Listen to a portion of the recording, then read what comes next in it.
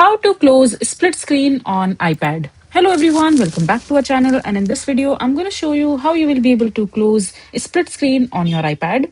So sometimes when you're using 2 3 application in your iPad simultaneously, so you might be using split screen. So there are two ways you can close the split screen while you are done working on it. So first option is you click on the three dot icon that will appear on the left hand side of the window that you're using, and over here you have this green icon. Just simply hold long press on it, and over here you have the option fill and arrange. Just click on this, and then you can see that the one application that you would want to use will cover the entire space in your iPad.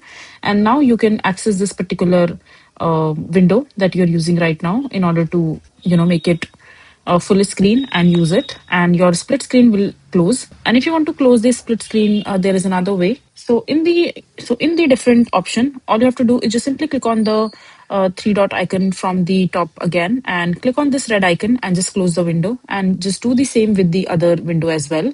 And now you can see that your split screen has been closed from your iPad. So this is basically how you will be able to close a split screen on iPad. I hope you find this video to be helpful.